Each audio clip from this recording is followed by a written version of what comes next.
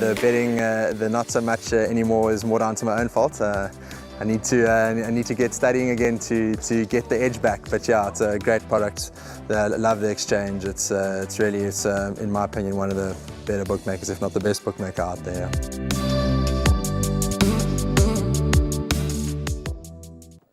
The eighth and final race on the card is the Hollywood Bets Bright Future 79 handicap. It's for the girls, fillies and mares, or field and more, depending on how you read the race. 1400 meters, 25 to 5 is the off time.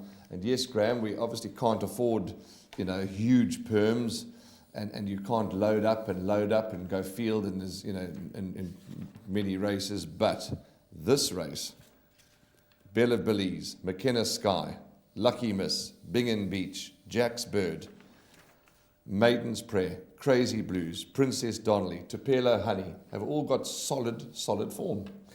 They do, but here I'm going to take a chance again. As you said, it's about structure. It's about narrowing the legs that you think you might be able to get away with and loading those where you're expecting any kind of a result. Certainly Paul Peter has a strong hand with Belle of Belize and McKenna Sky, and he's cracked draws 1 and 2. Yes. So that's certainly in his favour. Of the two, I prefer McKenna Sky with Muzi Yeni aboard. Very well bred filly, and she's been runner-up in the last 2 starts. She's one of my suggested place accumulator bankers, because I do think at the very least on that inside draw she'll get the run of the race and should run in the first 3. Warren Kennedy, in terms of the arrangement, obviously rides for Gavin Finsale in KwaZulu-Natal, so he's aboard Bingen Beach, and certainly the 3-year-old daughter of Elusive Ford brings solid form into the race. Interesting runners are Maiden's Prayer that you've mentioned, 2 seconds from 3 starts over the track and trip, and pretty consistent form. And then the 3-year-old daughter of William Longsword, Crazy Blues, could be anything. She could still improve, although she has a bit to find on form for me. But certainly being a young 3-year-old, lightly raced, and already a winner of 2 from only 6 starts, she can improve. But I'm going to take a chance here and just go in with McKenna Sky and Bingen Beach. Okay, 2 and 5 for Graham, and a nice aggressive play in the last race. Princess Donnelly, she's turned the corner recently. Yeah, for me, she's got a little bit to find on form as well. So she's good, she's consistent. I just think Ethiopian Queen October Song, I may be reading this completely wrong, of course. I just think maybe McKenna Sky and Bingen Beach. Of the 3-year-olds, I like Bingen Beach. So I'm putting in her ahead of Crazy Blues.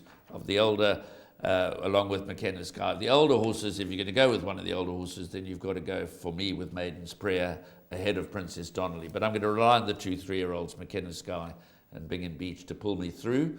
But dangers aplenty, that's for sure. Dangers aplenty. Talking of dangers aplenty, let's just ask you about one other horse before we wrap up and go on to the shortlist segment. Lucky Miss. I thought she would serve up a bit better than she did last time. And she was only 1.5 lengths off them. Yeah, look, she's decent. Obviously, she's decent. She's got very good form. I just don't know whether she can concede 4 kilograms to Bingen Beach. She does receive a little bit of weight from McKenna Sky. So Bingen Beach for me looks quite well handicapped here. I know that she's a 76, and probably that's right. But I think she's going to end up slightly higher than a 76. She's had an interrupted racing career. That's the only thing that worries me. She's been on the track, off the track, on the track, off the track. So she may have her fair share of problems. But I'm going to assume that she's brought to the races in top form, and that Kennedy and for Finsale will do his utmost to upstage Paul Peters' runners. The 8th and final race, that's the assessment from us. What is up next, as I mentioned a moment ago, is the shortlist segment.